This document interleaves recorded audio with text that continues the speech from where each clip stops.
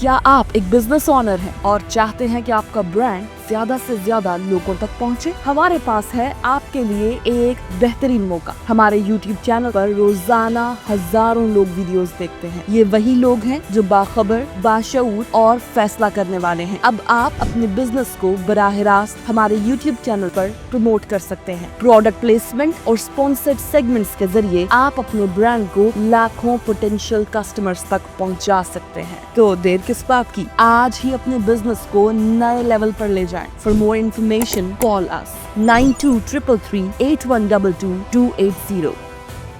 بسم اللہ الرحمن الرحیم۔ السلام علیکم۔ نور اللہ آپ کی خدمت میں حاضر ہے۔ کہانی ہے دو جہازوں کی۔ وہ دو جہاز کون ہیں اور ان میں کیا فرق ہے؟ ویسے بھی ترجیحات اپنی اپنی ہوتی ہیں۔ دوسری طرف جناب پاکستان میچ جیت گیا ہے۔ جو آپ ٹیلی ویژن پر دیکھ رہے ہیں اور جو آپ دیکھیں گے وہ ایک الگ بات ہے، لیکن کرکٹ کا میچ پاکستان کس طرح سے جیتا ہے، اور اس کے علاوہ جناب کچھ بڑا ہونے جا رہا ہے، اور سب سے اہم چیز جو ہے وہ ہے خطرناک ویکسین کی، کہ جو بچیوں کو خاص طور پہ اسکولوں میں لگانے کی کیمپین چل رہی ہے 9 سے 14 سال کے بچوں کی، وہ بڑی ہی خطرناک ویکسین ہے۔ تو وہ کیا خطرناک ہے، اس پر دھڑا دھڑ کیمپین ہو رہی ہے، اور بالکل ویسے ہی جیسے اس سے قبل ہم اس قسم کا پروپیگنڈا دیکھ چکے ہیں۔ پولیو ویکسین کے حوالے سے آج تک جب وہ بچوں کو پولیو کے قطرے پلانے کے لیے ٹیمز جاتی ہیں تو ان پر بعض جگہوں پر باقاعدہ حملے ہو جاتے ہیں۔ بہت سے لوگ اپنے بچوں کو پولیو کے قطرے پلانے سے، پولیو سے بچاؤ کے قطرے جو ہے وہ پلانے سے انکار کر دیتے ہیں، اور یہی وجہ ہے کہ ابھی تک پاکستان میں پولیو ختم نہیں ہو سکی ہے بیماری، جبکہ دنیا کے کئی ممالک میں یہ بیماری سرے سے ختم ہو گئی ہے۔ اچھا، اسی طرح سے آپ نے دیکھا ہوگا کہ کچھ عرصہ قبل 2020 میں جب پاکستان میں مارچ میں اس کی ابتدا ہوئی، کیسز آنے شروع ہوئے کووڈ-19 جس کو دسمبر 19 میں، چونکہ چائنا میں وہ ڈائگنوز ہو گیا تھا یا اناؤنس ہو گیا تھا وہ بیماری، تو اس کے بعد پاکستان میں 2020 میں آئی، تو اس کے حوالے سے بھی ہمارے ہاں عجیب سے شکوک و شبہات پائے جاتے تھے، اور اس میں یہ بات ہو رہی تھی کہ شاید یہ کوئی بیماری ہی نہیں ہے، یہ تو کوئی سازش ہے، اور اسی سازش کے تحت لوگوں کو وہی پاکستان ایک خاص سوچ کے پاکستانیوں کو یا مسلمانوں کو ان میں بانجھ پن پیدا کرنے کے لیے، ان میں اولاد پیدا کرنے کی صلاحیت کو ختم کرنے کے لیے کچھ ویکسینیشن کی جاتی ہے، کوئی ادویات دی جاتی ہے، اس قسم کا پروپیگنڈا ہوتا رہا۔ کووڈ کے حوالے سے تو سرے سے ہی ماننے سے انکار کر دیا نا لوگوں نے کہ ہے ہی نہیں، یہ بیماری کوئی نہیں ہے، لیکن اس کا کافی بڑے تعداد میں جانی نقصان بھی ہوا، دنیا بھر میں ہوا، پاکستان میں بھی ہوا۔ فائنلی وہ اللہ کا شکر ہے اس پر قابو پا لیا گیا تھا، ختم ہو گئی تقریباً وہ بیماری، لیکن اب جو کینسر کے حوالے سے ویکسینیشن ہو رہی ہے اس پہ بہت شور مچایا جا رہا ہے، خواتین کے کینسر کے حوالے سے خاص طور پر۔ اچھا، یہ وہ کینسر ہے جو دنیا بھر میں چوتھا سب سے خطرناک کینسر ہے، خواتین میں اموات کا باعث بننے والا، پاکستان میں تیسرے نمبر پر ہے، اور بڑی تعداد میں خواتین اس کا شکار ہوتی ہیں۔ لیکن پروپیگنڈا کے حوالے سے دیکھے جائیں، جہاں عام لوگ، وہاں وہ معروف حمید گل صاحب کے صاحبزادے عبداللہ گل کا جو ٹویٹر اکاؤنٹ ہے، ایکس اکاؤنٹ، اس سے جو وہ پوسٹ لگی ہوئی ہے، میں حیران تھا دیکھ کر کے۔ اسکولوں میں زبردستی ویکسینیشن کے بعد کئی بچیوں کی طبیعت خراب ہو گئی اور انہیں ہسپتال منتقل کرنا پڑا۔ خدارا اپنے بچوں کے معاملے میں صاف اور دو ٹوک موقف اختیار کریں۔ دنیا کے سب تجربے ہمیشہ ہم غریبوں پر ہی کیے جاتے ہیں۔ سیلاب زدگان کے لیے مدد نہیں، پر مغرب فری ویکسین دے رہا ہے۔ اچھا، ویکسین ایک خاص وقت میں بنتی ہے اور اس کے بعد اس کی ڈسٹریبیوشن شروع ہوتی ہے، غریب ملکوں کو ملتی ہے، فری بھی ملتی ہے، سبسڈائز ریٹس پر بھی ملتی ہے۔ ہم ابھی تازہ ترین یہ واقعہ ہم نے اس میں کووڈ کے دوران دیکھا ہے، جہاں بہت سے ممالک کو فری ویکسین بھی ملی، جس میں ہم بھی تھے، پاکستان بھی تھا۔ ابھی بھی کینسر کی کچھ ویکسین جب رشیا بناتا ہے تو وہ اناؤنس کر دیتا ہے پوری دنیا کے لیے فری، اور اس طرح سے یہ معاملات آگے بڑھتے ہیں۔ لیکن عبداللہ گل صاحب نے جو ویڈیو شیئر کی ہے، وہ اس پر جو کمنٹس آ رہے ہیں اس کے ساتھ، وہ یہ ہے کہ یہ شاید کچھ سال پرانی ویڈیو ہے جس میں کسی اور وجہ سے بیمار ہونے والے بچوں کو ہسپتال منتقل کیا گیا۔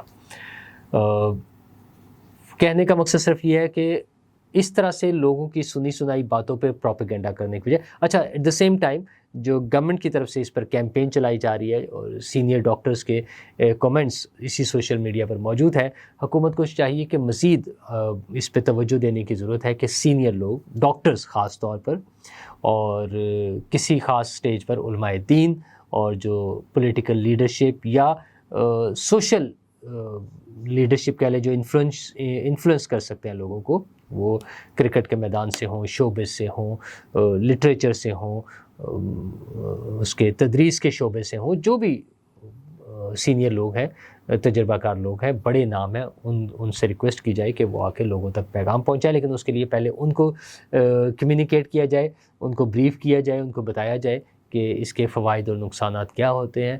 یقیناً ادویات کے نقصانات بھی ہوتے ہیں، 100% یہ بات اگریڈ ہے، لیکن اس طرح سے کیمپین چلانا مناسب نہیں ہے۔ ہم ایک رو میں بیٹھ جاتے ہیں اور اس طرح سے کام کر رہے ہوتے ہیں، اس کے لیے خیال کرنا چاہیے۔ دوسری طرف پاکستان کا میچ چل رہا تھا، لیکن اصل مسئلہ تو جب انڈیا کے ساتھ میچ میں ٹاس کے بعد ہاتھ نہ ملانے کا معاملہ ہوا، پاکستان نے اس پہ سیویئر ریئیکشن دیا اور کہا گیا کہ میچ ریفری کو تبدیل کیا جائے، ہٹا دیا جائے۔ اچھا، اور آخری وقت پہ پاکستان کی ٹیم نے میدان میں جانے کے بجائے ہوٹل میں ٹھہرے، سامان وہ واپس رکھا گیا، اور یہ سارے جب معاملات چل رہے تھے تو ایک سٹیج ایسی آ گئی تھی جب لگ رہا تھا کہ پاکستان وہ میچ چھوڑ کر واپس آ جائے گا۔ لیکن خیر، محسن نقوی صاحب نے، جو موجودہ سربراہ ہیں پاکستان کرکٹ بورڈ کے، انہوں نے 2 سابق سربراہان رمیز راجہ صاحب اور نجم سیٹھی صاحب کو مدعو کیا اور ان سے مشاورت کی، اور فائنلی میچ ریفری نے جو کہ ڈریسنگ روم میں جا کے پاکستانی ٹیم کے مینیجر، کپتان اور سب لوگوں سے معذرت کی۔ اس کے بعد یہ معاملہ رفع دفع ہوا اور پاکستان میچ کے لیے گیا۔ میرے خیال میں یہ پاکستان کی یہ بھی ایک بڑی فتح ہے کہ پاکستان اپنے اس موقف پر قائم رہا کہ یہ غلط کام ہوا ہے، اور متعصبانہ انڈیا کا تو خیر ہم کیا کہیں جو ان کا رویہ ہے، لیکن میچ ریفری کے حوالے سے بھی کچھ ریزرویشن سامنے آ رہی ہیں۔ جب رمیز راجہ بات کر رہے تھے تو پتہ چلا کہ وہ 90 میچز میں ریفری بن چکے ہیں جو انڈیا نے کھیلے ہیں۔ اتنی بڑی تعداد میں کیا اس کا کوئی خاص لنک ہے، کوئی خاص وجہ ہے؟ ظاہر اس حوالے سے انہوں نے انٹرنیشنل کرکٹ کونسل کو ریکویسٹ کی ہوئی ہے یا مطالبہ کیا ہے کہ اس کی تحقیقات کی جائیں۔ یہ ساری چیزیں تو ہوں گی، لیکن پاکستان کا کسی چیز پر سٹینڈ لینا، اور محسن نقوی صاحب کا اس سے پہلے یہ کہنا کہ پاکستان اور پاکستان کی عزت سب سے امپورٹنٹ ہے، اچھا لگتا ہے ایسی باتیں ایک قوم کے طور پر، ایک ملک کے طور پر، اور یہ ہمیشہ سے جذبہ رہا ہے، ہمیشہ سے یہ خواہش رہی ہے، شدید ترین خواہش ہمیشہ ہر دور میں رہی ہے، برے سے برے وقت میں بھی رہی ہے، لیکن خاص طور پر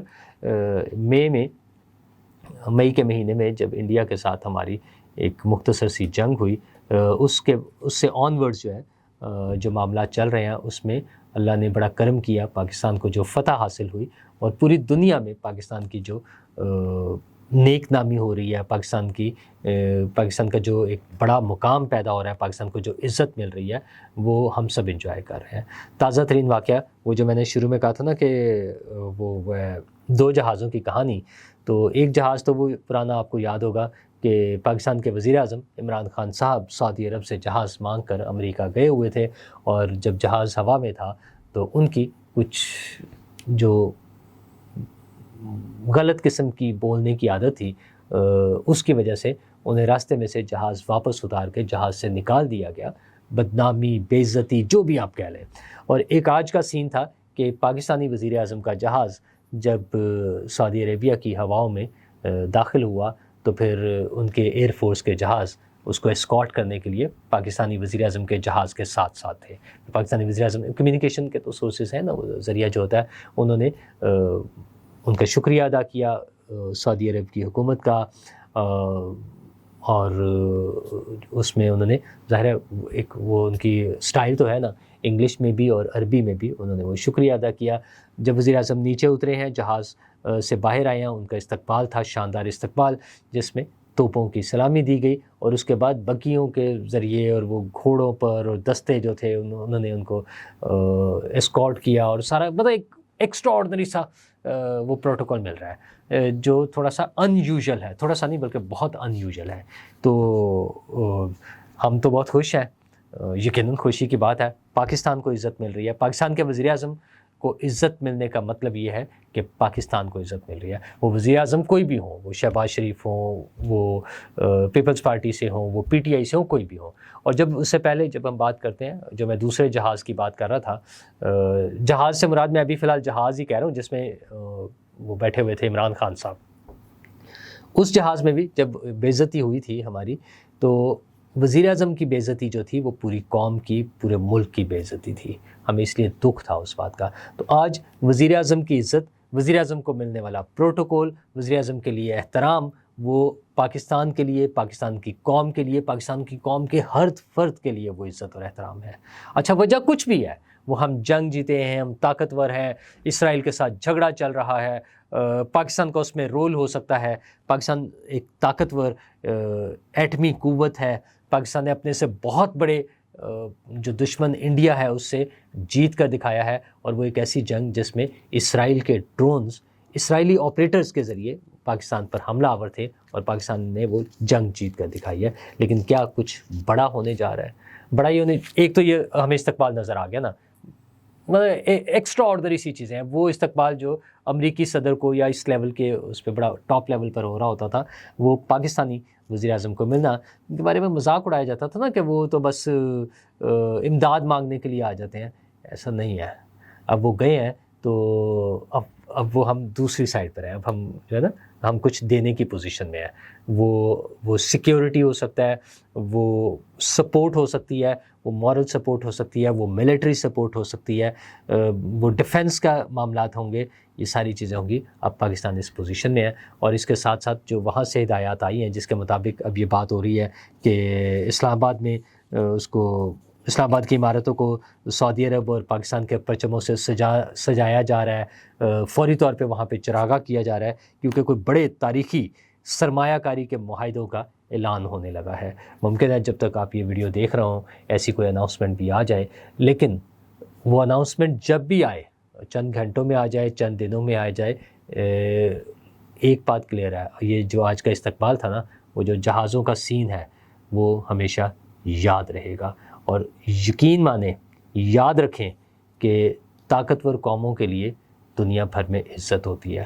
پاکستان کی قوم نے، پاکستان کی فوج نے مئی کے مہینے میں بھارت کے حملے کے جواب میں جس جواں مردی سے، جس قوت سے، جس ہمت سے، جس جذبے سے مقابلہ کر کے، اپنا ڈیفنس کر کے، جنگ لڑ کے دکھایا ہے، وہ دنیا بھر میں عزت کی بات ہے. ساری دنیا آج ہمیں عزت کی نگاہ سے دیکھ رہی ہے. دعا یہ ہے کہ یہ عزت کا مقام قائم رہے اور مزید بڑھے، ہم آگے ترقی کریں. یہ اس جنگ کے ساتھ ساتھ ہم نے اور بھی بہت سی جنگیں جیتنی ہیں. غربت کے خلاف، ناانصافی کے خلاف، بیڈ گورننس کے خلاف، جہالت کے خلاف، الٹریسی کے خلاف، بیماریوں کے خلاف.